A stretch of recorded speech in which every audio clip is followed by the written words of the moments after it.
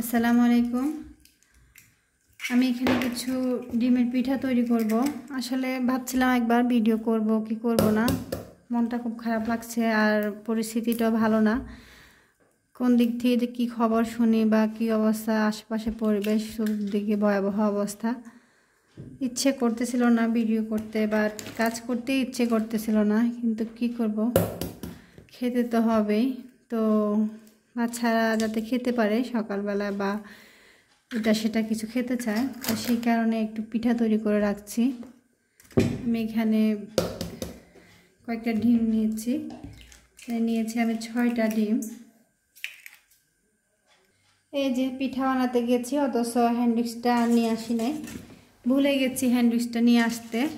তো ক্যামেরাটা অফ করে গেলাম আবার হ্যান্ডউইচটা নিয়ে আসতে। কি করব, ভয় আর আতঙ্কে যে অবস্থার ভিতরে আছে, কোনো কাজকর্মই তো হাতে ওঠে না, আর কিছু করতেও ভালো লাগে না, ইচ্ছে করে না। এখন খেতে তো হবে কিছু না কিছু, আর নিজে তো এক কথা, ছোট ছোট ভেবে আছে ঘরে, তো এদের মুখে তো কিছু না কিছু উঠিয়ে দিতে হবে। সেই কারণেই ওদের জন্য একটু পিঠা তৈরি করে রাখতেছি। এটা হচ্ছে রাতের বেলা, এখন বাজে প্রায় রাত 10টা। তো আমি ঘুমাবো, পিঠার আটাটা তৈরি করে রেখে নামাজটা পড়ে আসবো। নামাজ পড়ে আসে একটু কয়েকটা পিঠা তৈরি করে সহজে যাতে করে কাটা যায়, কোনো ডিজাইন না দিয়ে নর্মালি কুকি কাটার দিয়ে কেটে নেওয়া যায়, এরকম করে কেটে ভেজে শুয়ে যাব। ছেলেটাকে বললাম যে একটু কিছু বাসন আছে, প্লেট টেট আছে, এগুলো একটু ধুয়ে দিতে, কারণ আমার শরীরে কাটতেছে না, মনও চাইছে না কাজ করতে। ও যাতে একটু হেল্পিং করলে আমার মোটামুটি একটু হেল্প হলো। আমি এখানে কিছু চিনি দিয়ে দিচ্ছি। বর্ষাকালের দিন যা অবস্থা, চিনির ভিতর পিঁপড়া চলে আসে। এখানে কিছু চিনি দিয়ে দিব, মিষ্টিটা যেরকম যে খেতে পছন্দ করে সেই অনুযায়ী একটু মিষ্টি দিয়ে দিব। এখানে আমার একটু মিষ্টি কম খাওয়ারই অভ্যাস, ও বাচ্চারা তো খাবে, তো সেই ক্ষেত্রে ওরা একটু মিষ্টি বেশি পছন্দ করে। ওদের স্বাদ অনুযায়ী আমি এখানে দিয়ে দিচ্ছি মিষ্টি।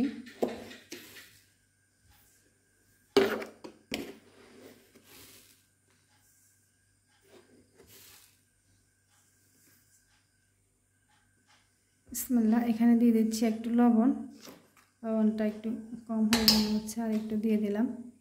এখন এই লবণ আর চিনিটা একসাথে একটু গুলিয়ে নিব। লবণটা চিনিটা একটু ভালো করে এখানে গুলিয়ে নিচ্ছি, একসাথে একটু মিক্স করে নিয়েছি। এখন এখানে দিয়ে দিচ্ছি, কথা যে বলবো সেই শক্তিটা মনে হয় পাচ্ছি না, এতটা ভালো লাগছে। আল্লাহ সবাইকে হেফাজত করুন, সবাইকে সকল বিপদ থেকে সেভ করুন, সেই সাথে আমাদেরকেও আল্লাহ সেভ করুন। মনে হচ্ছে জীবনটা যা অবস্থা, মনে পানি নেই এরকম অবস্থা হচ্ছে। তো এখানে আমি দিয়ে দিচ্ছি এখন এই যে ঘি দিয়ে দিলাম, এটা শুধু ফ্লেভারের জন্য, ঘিটা দিলে ঘির ফ্লেভারটা খুবই ভালো লাগে। এখানে আমি দিয়ে দিলাম 2 টেবিল চামচ ঘি। ঘিটা অবশ্যই পিঠাতে ব্যবহার করতে হবে, না করলে অসুবিধা নেই, তবে ঘিটা ব্যবহার করলে ফ্লেভারটা খুবই ভালো আসে। সাথে আমি এখানে দিয়ে দিব সাদা তেল, এটা নর্মালি যে সয়াবিন তেলটা খাই, সাদা তেলটা, সেটাই দিয়ে দিচ্ছি। এখানে 1 কাপ পরিমাণ তেল দেব, তেলটা একটু বেশি দিতে হবে, তেলটা দিলে হবে কি পিঠাটা ক্রিস্পি হবে। এখন এই তেল, তারপর লবণ, চিনি আর হচ্ছে যে কি ঘি, সবগুলো একসাথে আবারও একটু মিক্স করে নেব। গোলাতে গোলাতে এগুলো এই যে এরকম হয়ে আসছে। এখন আমি এখানে দিয়ে দিব কিছু সুজি। ভাবছিলাম সুজি দিয়ে একটু পিঠা তৈরি করব, আর হচ্ছে যে কি ময়দা দিয়ে একটু পিঠা তৈরি করবো আলাদা আলাদা, কিন্তু এমন খারাপ লাগছে, ইচ্ছে করতেছে না। তো আমি কিছুটা সুজি আর ময়দা এভাবে দিয়ে পিঠা তৈরি করছি। এই পিঠাটা এভাবেও তৈরি করা যায়, এভাবে তৈরি করলেও খেতে খারাপ লাগে না। এভাবেও আমি অনেকবার তৈরি করি, আমি মাঝে মাঝে এভাবে তৈরি করি, আর মাঝে মাঝে শুধু ময়দা দিয়েও তৈরি করি, মাঝে মাঝে শুধু সুজি দিয়ে তৈরি করি।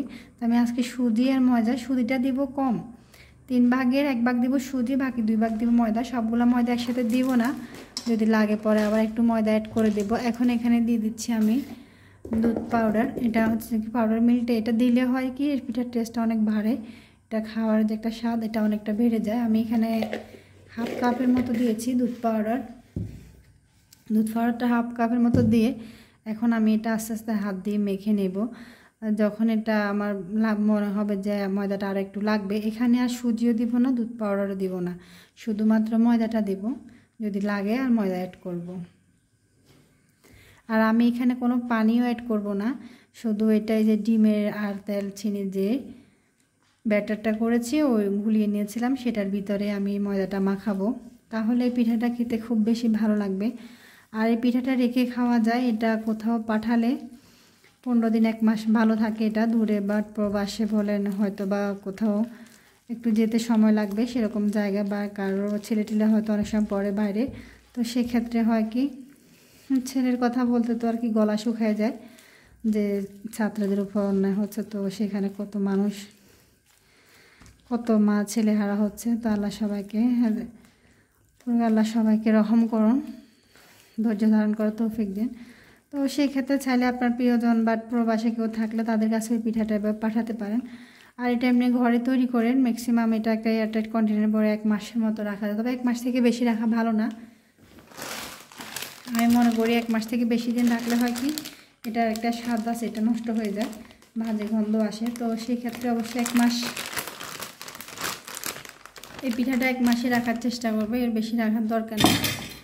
তো তারপর এটা রেখে খাওয়া যায় সব সময়। বিস্কিট টিস্কিট বাইরে খাওয়ার বাচ্চারা এটা সেটা খাওয়ার চাইতে যদি এই ধরনের পিঠা খাওয়া হয়, তো এটা নিজে হাতে তৈরি বা কোনো এখানে এমন কোনো কিছু ব্যবহার করে না যেটা ক্ষতিকর। তারপর মিষ্টিটা অ্যাভয়েড করতে পারলে ভালো হতো, কিন্তু ঘরে তৈরি করতেছি এটুকু তো আর অ্যাভয়েড করতে পারে না, যেহেতু বাচ্চারা একটু মিষ্টি পছন্দ করে।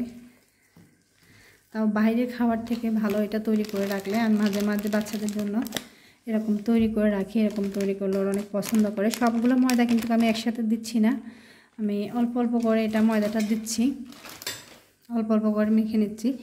সবগুলো ময়দা যদি একসাথে মাখতে যাই সেক্ষেত্রে হবে কি এটা হয়তো ড্রাই হয়ে যাবে, তো সেক্ষেত্রে পরে এটা পিঠা বানাতে কষ্ট হবে। আমি একটু আলতোভাবে এটা মেখে নিচ্ছি।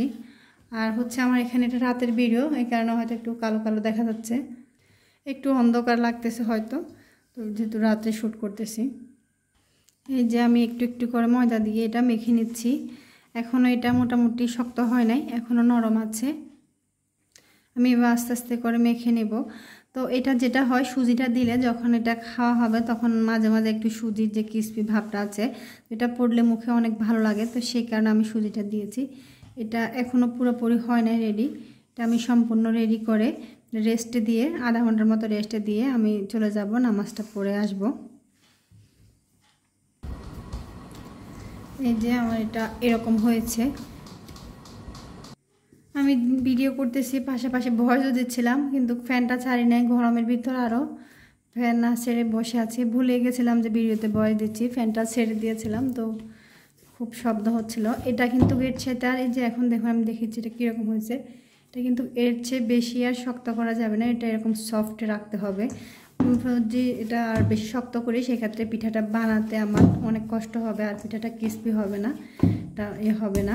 তো এটা এভাবে রাখলে আর একটু ড্রাই হবে এটা, বা পিঠাটা বানাতে ইজি হবে। তো আমি এটা এভাবে রেখে দিচ্ছি, এটা এভাবে রেখে দিয়ে চলে যাচ্ছি এখানে 30 মিনিটের জন্য এটা রেস্টে দিয়ে যাচ্ছি। নামাজটা পড়ে এসেছি, কিছু খেতে ইচ্ছে করছে, তো একটা আম নিয়েছি এখানে, আমটা একটু কেটে খাবো। তারপরে হচ্ছে যে কি পিঠাগুলো তৈরি করব, মানে আমটা একটু কেটে নিই।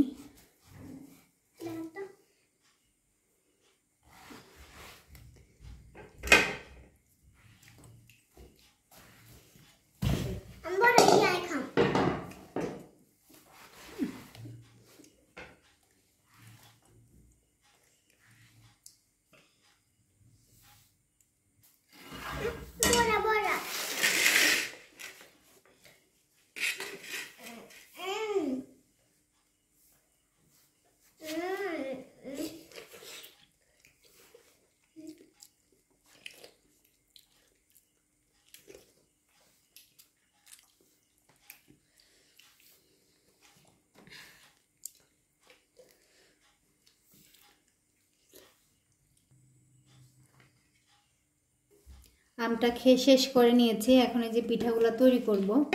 পিঠাগুলা তৈরি করার জন্য যে ডোটা কীরকম হয়েছে একটু দেখে দিচ্ছি। আমার এখানে আমি বলেছি যে আমি পিঠাটা রাতে তৈরি করতেছি, তো সেক্ষেত্রে হয়তো একটু আলোটা কম বা অন্ধকার লাগতে পারে।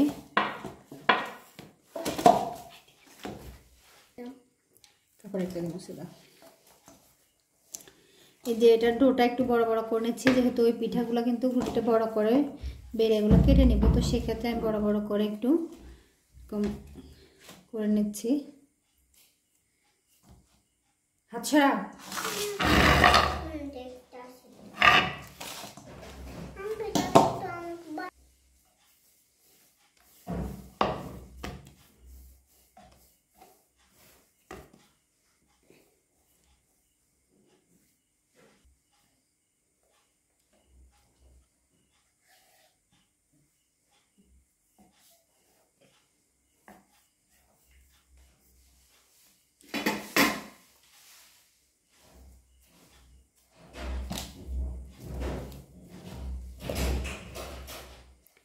এই পিঠার ডোটা যে কীরকম সফট আমি একটু দেখিয়ে দিচ্ছি। এই পিঠা তৈরি করতে কিন্তু কোনো কষ্ট হবে না যদি এই পিঠার ডোটা ড্রাই হয়ে যায় বা অনেকটা হার্ড হয়, পানি টানি অ্যাড করেন।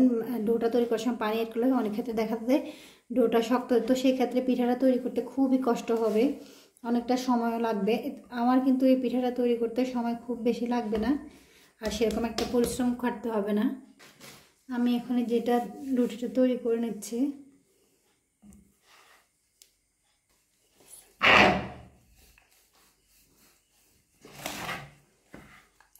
এটা মোটামুটি বড় আর পাতলা একটা রুটি হবে, খুব মোটাও করবো না খুব বেশি পাতলাও করবো না, যেহেতু এটা কাটবো তো সেক্ষেত্রে বারবার ছোট ছোট রুটি করে বারবার কাটার ঝামেলা থেকে একবার একটা বড় রুটি করে নিলে সেক্ষেত্রে হয় যে কি পিঠা বানানোর কষ্টটা অনেক কমে যায়, বাট কাটাটা অনেক সহজ হয়ে যায়।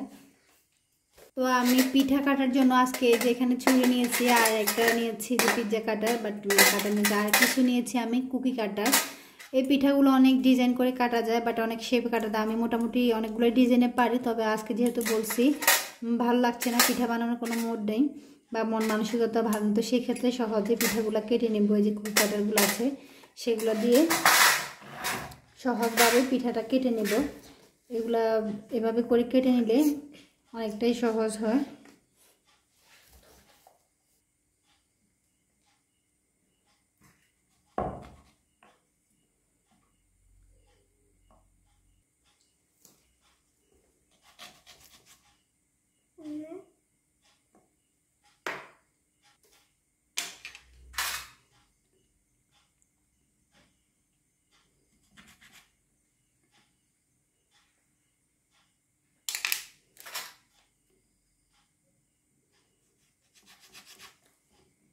বিভিন্ন শেপের কুকি কাটার দিয়ে বিভিন্নভাবে কেটে নেওয়া যায়। এই কুকি কাটারগুলা দিয়ে কাটা খুবই সহজ। এগুলো না থাকলে দেখা যায় কোনো কোটার মুখ নিয়ে কাটা যায়, বড় ছোট বিভিন্ন রকমের কোটার মুখ থাকে সেগুলো দিয়েও কাটা যায়, আর না হলে এরকম একটা পিঠা কাটা নিয়েও কাটা যায়। এভাবে কাটাও খুব সহজ।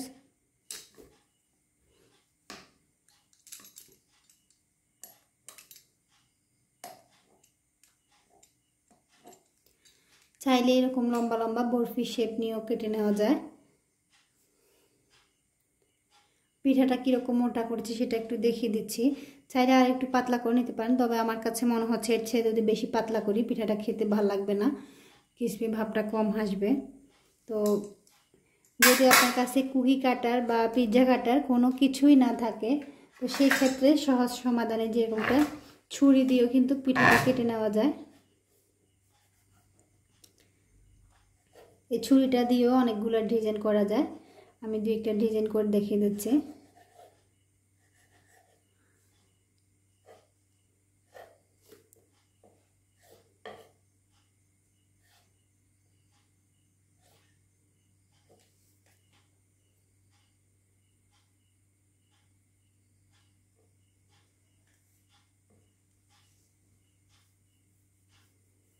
এই যে একটা ডিজাইন হয়ে গেল। আবার চাইলে এটাকেও একটু বরফি শেপ দিয়ে কাটা যায়।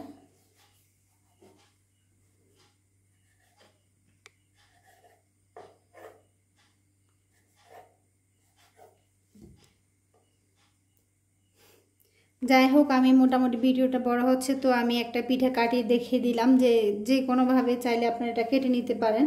আরও কিছু দু একটা ডিজাইন দেখিয়ে দিই। আমি যে ডিজাইন পারি না সেরকমটা না, কিন্তু এখন আমার মনটা ভালো লাগছে না, এটা রাখো আমি পরে দেখব, তাই হয়তো আমি এগুলো কাটতেছি না। এইভাবে করে সিমের ফুলটা বানানো যায়। আমি আরেকটা সিমের ফুল বানিয়ে দেখিয়ে দিই। এটা এভাবে করে দিয়ে এভাবে করলে হয় যে কি এটা সিমের ফুলের একটা ডিজাইন হয়। আরও একটা ডিজাইন আমি দেখিয়ে দিচ্ছি।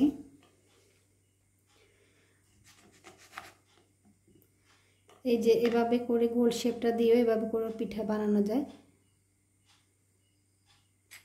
এটা হচ্ছে যে কি রাউন্ড শেপটা, তার কারণে পিঠাটা সুন্দরটা একটু কম আসছে। এটা ফুলের ডিজাইন, কিন্তু এটা এরকম গোল শেপগুলো দিয়ে এই ধরনের পিঠার ডিজাইনটা খুব ভালো আসে। আরও একটা ডিজাইন আমি একটু শেয়ার করে দিই। এটা হচ্ছে এই যে এভাবে করে, এটা যদি এভাবে করে তারপরে যা হচ্ছে এরকম করে একটু বানানো যায়, এটা কিন্তু খাওয়ার সময় খুবই ভালো লাগে। তো আমি এভাবে করে সবগুলা পিঠা কেটে নেব। যে কয়টা পিঠা কেটেছি এখন সেই পিঠাগুলা ভেজে নেব। এই পিঠাগুলা ভেজে নেওয়ার জন্য চুলাটা একটু জ্বালিয়ে দিলাম। এই পিঠাগুলা ভাজতে যেহেতু অনেকটা সময় লাগবে, তো আমি কিছু পিঠা যে কেটে নিয়েছি সেগুলা দিয়ে আমি ভাজিটা দিয়ে দিচ্ছি। তো একদিক দিয়ে পিঠাগুলা কাটবো, আর এখানে লো আছে, আস্তে আস্তে সময় নিয়ে পিঠাগুলা ভাজতে হবে। আমি যদি আগে পিঠাগুলা কেটে রাখি বা পরে ভাজতে যাই, পরে দেখা যাবে আমার অনেক সময় লাগবে। আমি এক হাতে কাটবো আর এক হাতে পাশে দিয়ে এখান দিয়ে যে ভেজে ফেলবো। আমার কিন্তু ননস্টিক ফ্রাই প্যান আছে, তো আমার কাছে মনে হয় যে এরকম লোহার দস্তার যে কড়াইগুলো আছে এগুলাতে পিঠাগুলা ভাজলে ভালো আসে ওই ফ্রাই প্যানগুলোর থেকে। তো আমি সেই কারণে এরকম একটা কড়াই দিয়েছি, আর তেলটা একটু বেশি দিয়েছি, যেগুলো একটু ডুবো তেলে ভাজবো। আর তেলটা বেশি দিলে একসাথে আমি অনেকগুলা পিঠা ভেজে উঠাতে পারবো, সেই কারণে আমি একটু বেশি করে তেলটা দিয়েছি।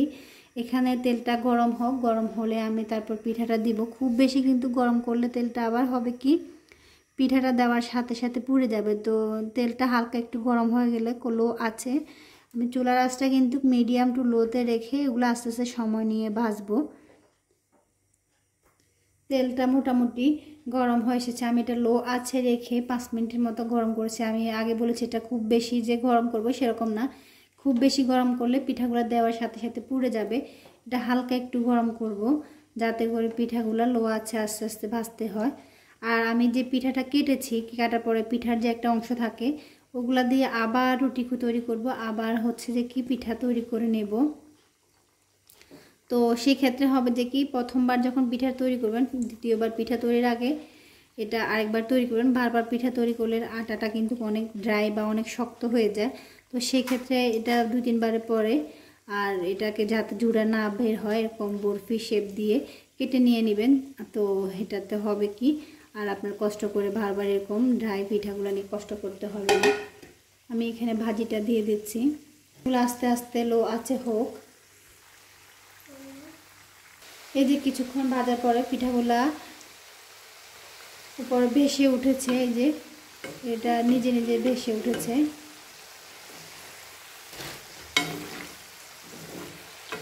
এগুলো এখন লো আছে গোল্ডেন ব্রাউন করে ভেজে নিতে হবে। পিঠাগুলো খুব ফুলছে আর এই কারণে যে ভাজতে গেলে হচ্ছে যে এটা ভেসে ভেসে যাচ্ছে।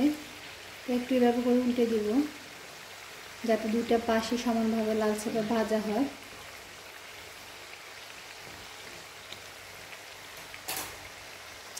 এই পর্যায়ে চুলার আঁচটা আমি আরও একটু কমিয়ে দিচ্ছি। এই পিঠাগুলো লালচে করে ভাজা হয়ে গেছে, এগুলো এখন দিচ্ছি। এর থেকে আর বেশি ড্রাই করার দরকার নেই।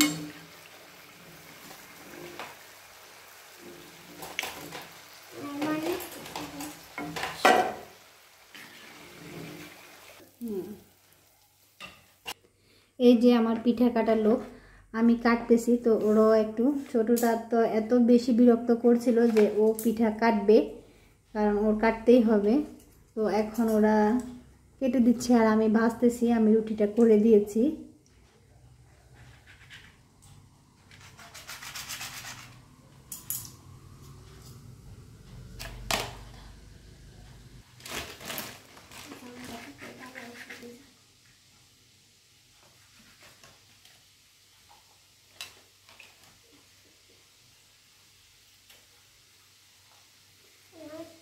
ঝামেলা ছিঁড়ে যাচ্ছে কিন্তু।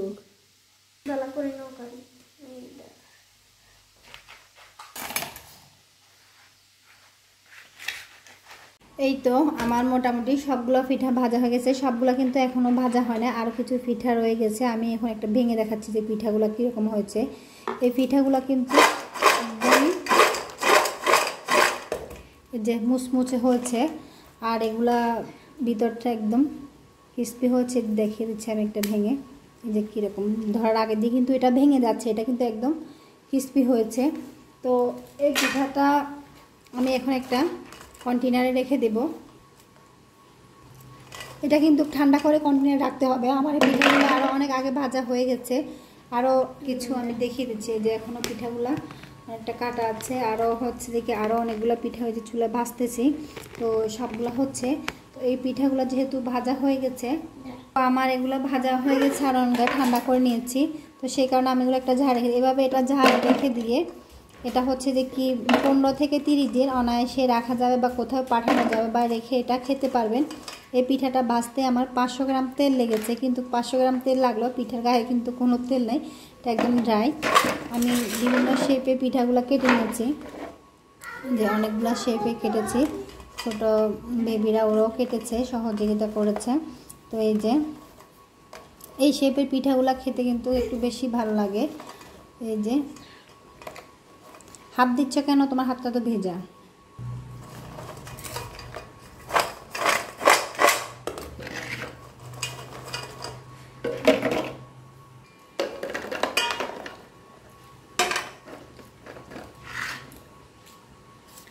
এই যে আমি এটা ঝাড়ে নিয়ে এভাবে রেখে দিলে এটা অনেক দিন থাকবে, এটা রেখে কয়েকদিন খেতে পারবো, ম্যাক্সিমাম এটা 15 থেকে 30 দিন এভাবে রাখা যাবে। তাহলে এটা এভাবে করে কোথাও পাঠাতে পারেন, এটা 1 মাসের মতো ভালো থাকে।